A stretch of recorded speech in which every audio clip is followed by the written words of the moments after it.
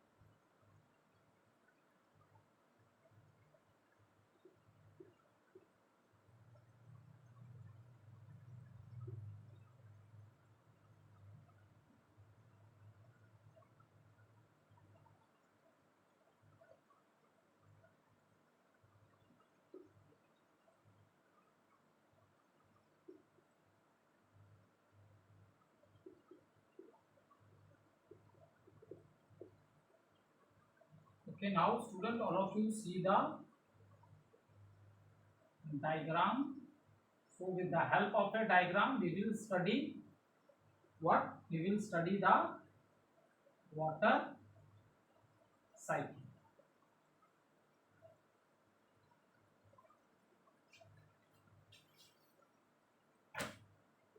Let's see the diagram first. Okay, first of all मैं diagram की आपको labelling बताता हूँ बेटा, और लेबलिंग के बाद फिर हम लोग डिस्कस करेंगे what is the water cycle. Okay, let's start from this side. So the most important, मैंने यहाँ से क्यों स्टार्ट किया, क्योंकि सन हमने ऑलरेडी प्रीवियस वीडियो में डिस्कस कर लिया है. जो हमेशा हम बात करते रहते हैं, weather always change, time to time, hour to hour, day to day, month. So ये जो वेदर में जितनी भी चेंजेस होती हैं, that is due to the sun. ठीक है, that is due to the, वो सारी की जो चेंजेस हो रही हैं वेदर की, वो किससे हो रही है बेटा? सन की वजह से हो रही है.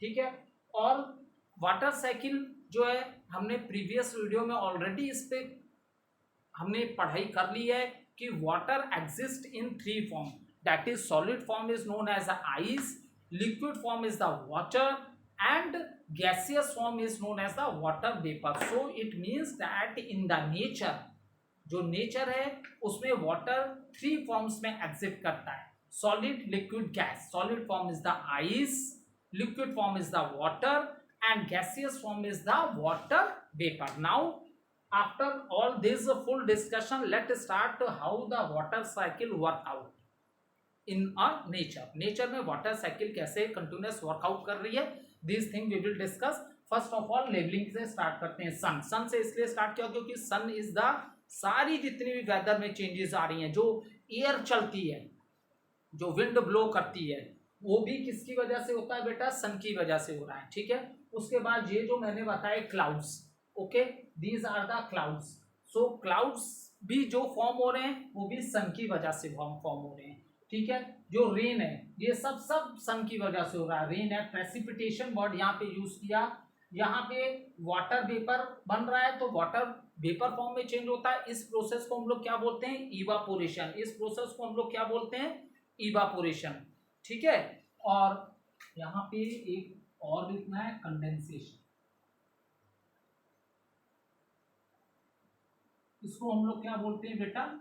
इवापोरेशन. ठीक है, क्लाउड्स देख लिए. ये क्या है बेटा? माउंटेन्स हैं. व्हाट आर दीज बेटा? These all are mountains. ठीक है, ये जो मैंने माउंटेन्स में ऐसे ऐसे ऐसे ऐसे यूज किया है, तो ये देखो माउंटेन्स की भी थ्री रेंजेस है, जो तुम लोग चैप्टर नंबर 23 में पढ़ोगे, जब हम तुम्हें बताएंगे what are the physical division of India. India की फिजिकल डिवीजन मतलब इंडिया के सरफेस पे क्या लैंड एक जैसा है? नहीं, कहीं पे माउंटेन्स हैं, कहीं हिल्स हैं, कहीं डेजर्ट है, कहीं प्लेट्यूज हैं, कहीं वैलीज हैं, कहीं वाटर बॉडीज हैं. So land is not of the same time. तो ये जो माउंटेन्स है, मैंने नीचे के माउंटेन्स में आपको वेजिटेशन दिखाया है. देखो माउंटेन्स के जो सबसे ये हाइट वाले माउंटेन्स होते हैं, ये ग्रेटर हिमालयाज हैं. ठीक है, ये हिमालय रेंज है बेटा, हमारी कंट्री में भी है, थोड़ा सा आप इसको जान लो. तो ये ग्रेटर हिमालयाज इनके एवरेज हाइट 6000 मीटर होती है. ये बहुत सबसे ऊंचे माउंटेन है, इसलिए ये पूरे ईयर स्नो से कवर्ड रहते हैं. आगे बात समझ में, ये पूरे ईयर स्नो से कवर्ड रहते हैं. यहाँ पे देखो मैंने एक भी पेड़ नहीं बनाया, कोई वेजिटेशन आपको दिख रही है? नहीं, क्योंकि पूरा माउंटेन्स है, पूरे ईयर स्नो से कवर्ड रहता है. ठीक है, अगर आप जम्मू कश्मीर कभी घूमने गए होगे तो आपको ग्रीन माउंटेन्स के पीछे बिल्कुल शाइन करते हुए व्हाइट माउंटेन्स दिखते हैं, यही है आपके ग्रेटर हिमालयास. ठीक है, तो इस पार्ट में पूरे ढंग से बर्फ से, स्नो से कवर्ड है, तो यहाँ वेजिटेशन बिल्कुल नहीं है या बहुत ही लेस है.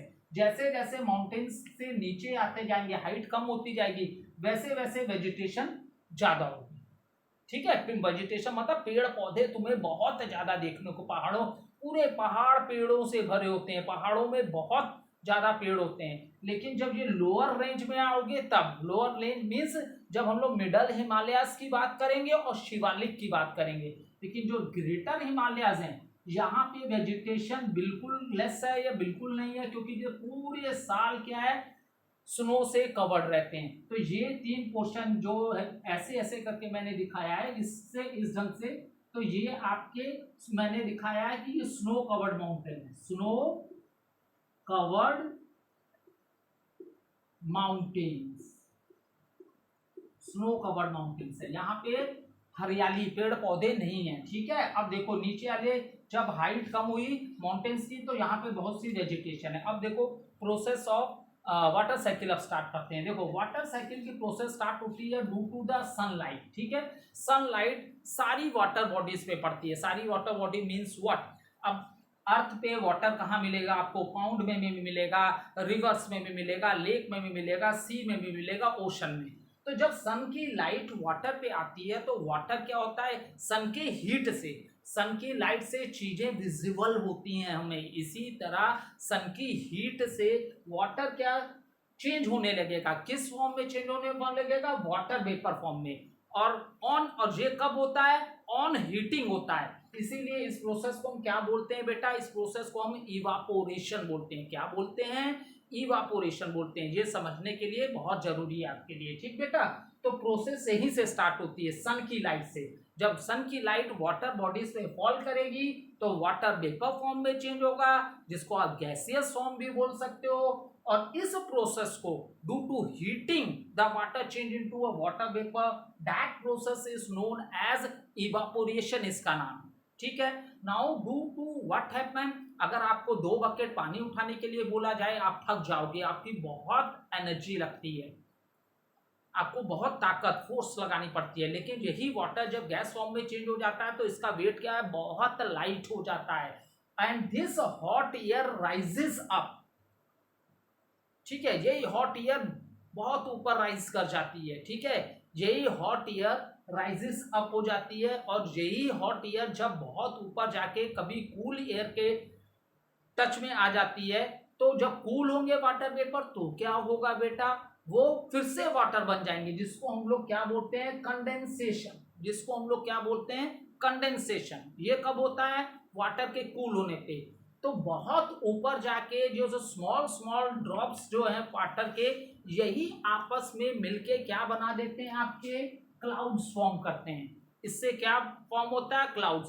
तो क्लाउड्स कब फॉर्म होते हैं, जब कंडेंसेशन होता है, वाटर वेपर फिर से वाटर में चेंज होता है। तो अब ये इससे क्या बन गए, क्लाउड्स बन गए।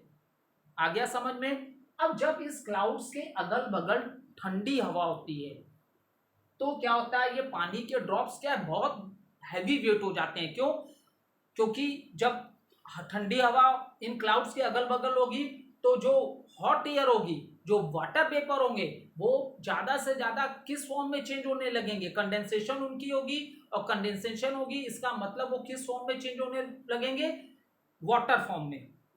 तो अब ये वाटर की जब जो ड्रॉप्स हैं बहुत हैवी हो जाते हैं तो फिर ये एज ए रेन फिर से ये वाटर लैंड पे आने लगता है। मतलब लैंड से ही सारा वाटर ड्यू टू सनलाइट ऊपर गया, उसने क्लाउड फॉर्म किए। और जब ये क्लाउड्स के अगल बगल कूल एयर हुई तो वाटर वेपर फिर से कंडेंस हुए और इनका वेट जब बहुत हैवी हो गया तो ये क्लाउड से रेन के रूप में नीचे फिर से आने लगे। तो इस तरह ये वाटर साइकिल जो है कंटिन्यूअस वर्कआउट करती रहती है। ठीक है, आई होप आपको समझ में आ रहा होगा। अब देखो यहाँ पे मैंने वर्ड प्रेसिपिटेशन भी यूज किया है। ठीक है, वर्ड प्रेसिपिटेशन भी मैंने यूज किया है। प्रेसिपिटेशन होता है जैसे कि वाटर का रेन में आना। ठीक है, वाटर हेल के रूप में भी आता है नीचे, वाटर स्नो के रूप में भी नीचे आता है। तो ये पूरी प्रोसेस जो है ये सब क्या है, आपके प्रेसिपिटेशन है। ठीक है, ये सब क्या है, आपके प्रेसिपिटेशन है। और जब भी आपको ये डायग्राम बनाने के लिए आएगा बेटा, एरो की पोजीशन गलत मत करना। मैक्सिमम टाइम ये डायग्राम एग्जाम में आता ही आता है। बच्चे सोचते हैं एरो सजावट के लिए, so that the picture look good. जैसे बन किया एरो ऊपर नीचे लगा, arrow is the only important thing in this water cycle. Water नीचे से ऊपर जा रहा है वाटर वेपर बन के, तो अगर आप अपवर्ड एरो की जगह डाउनवर्ड एरो लगा दोगे तो पूरी प्रोसेस आपकी क्या हो जाएगी, रॉन्ग हो जाएगी। Is it clear, the whole process will wrong. So that is the reason the position of the arrow is very important. Water evaporate होके अप जा रहा है तो एरो की पोजीशन कहाँ क्या होगी, अप होगी। ठीक है, फिर जहां पे पोजीशन जहां इसने क्लाउड बनाए और यही क्लाउड में जब कंडेंसेशन हुआ तो वाटर ड्रॉप्स हैवी हो गए, तो ये रेन की तरह नीचे आने लगे। तो अब यहाँ एरो कैसे लगाए मैंने, डाउनवर्ड्स।